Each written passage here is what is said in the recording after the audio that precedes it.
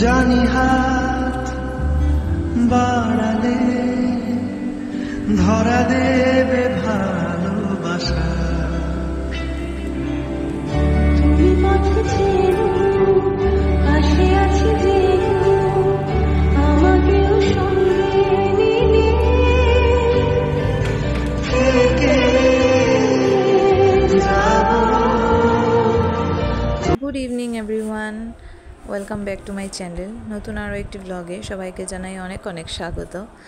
আজ হচ্ছে বৃহস্পতিবার, তো এখন বিকেলবেলা 4:30 মতন বাজে। আর আমি এখন আমার বিকেলের যে কাজগুলো থাকে সেই কাজগুলো করছি। যেমন মানে খাওয়া দাওয়া তো অনেক আগেই হয়ে গিয়েছে, 2:30টার দিকে। আর এতক্ষণ আর কি পুজোচুনাকে নিয়েছিলাম, ও কান্নাকাটি করছিল, এখনও ঘুমিয়েছে। তো এখন আমি আমার হাতের কাজগুলো যা থাকে বিকেলবেলা সেগুলোই করছি। তো ছাদ থেকে কাপড় নিয়ে আসলাম, কাপড়গুলো ভাঁজ করলাম। এখনও দেখো কি খটখটে রোদ রয়েছে বাইরে, আর আমি এদিকে কাজ করছি। আর দেখো তোমাদের দাদাভাই শুয়ে আছে, পুজোচুনাও শুয়ে আছে। তো আমি ঘরটা ঝাড় দিচ্ছি। দেখো কাপড়ের গাঁটটি রয়েছে, কাপড় এখনও ভাঁজ করিনি। আগে ভাবলাম ঘরটা ঝাড় দিয়ে নিই, তারপর কাপড়গুলো ভাঁজ করব। আর কালকে তো আমাদের বাসায় গণেশ পুজো দেয়া হবে। প্রথমে ঠাকুরমশাই বলছিল 7টার দিকে আসবে, তারপর শুনলাম ওনার মা অসুস্থ, দুপুর 12টার দিকে আসবে। তো তেমন সকাল ওঠার কোনো ঝামেলা নেই এখানে দেখো। আর এখানে দেখো ঠাকুরের বাসন সব মেজে রাখা হয়েছে।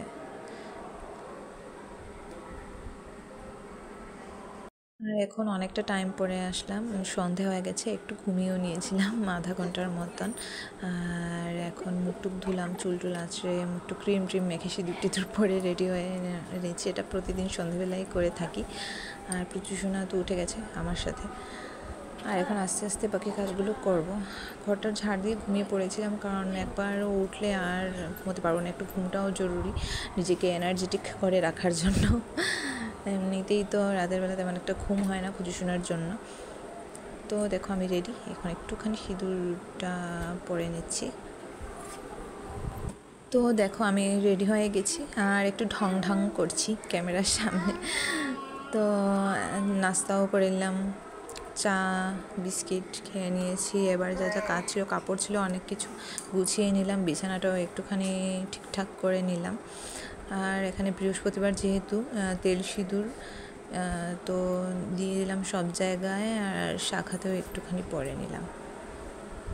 তোমরাও এরকম করো কিনা জানি না, কিন্তু আমাদের বাসায় প্রতি বৃহস্পতিবারে মা লক্ষ্মীকে পাঁচালি পরে দেওয়া হয়। তারপর এই তেল সিঁদুরগুলো ঘরে যে জায়গায় মানে দরজায়, আলমারিতে সব জায়গায় দিয়ে তারপর শাখাতে দিয়ে দেওয়া হয়, যাতে মা লক্ষ্মীর কৃপা থাকে আমাদের উপর সব সময়।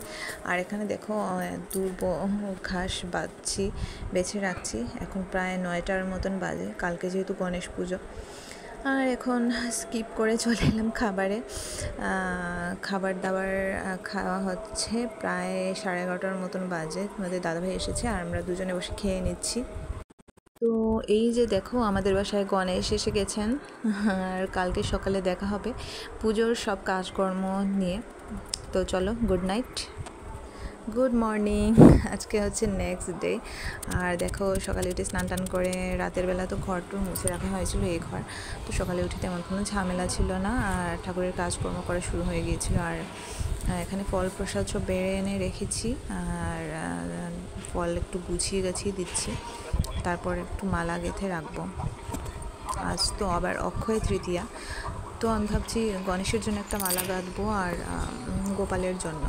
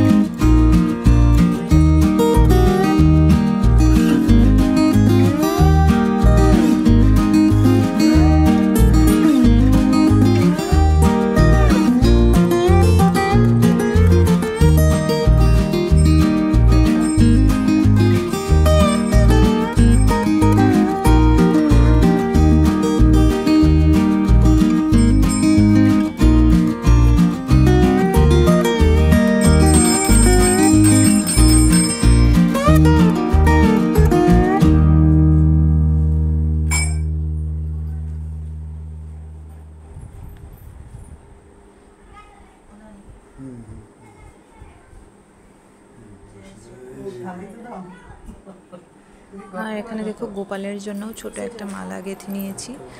আর অনেকগুলো ফুল আজকে, এগুলো একজনের বাসা থেকে নিয়ে আসা হয়েছে, আর গাঁদা ফুলগুলো কিনে আনা হয়েছে। তো নেক্সট ব্লগে তোমরা দেখতে পাবে পুজোটা। তো চলো আজকের মতো টাটা, বাই বাই, ভালো থেকো, সুস্থ থেকো।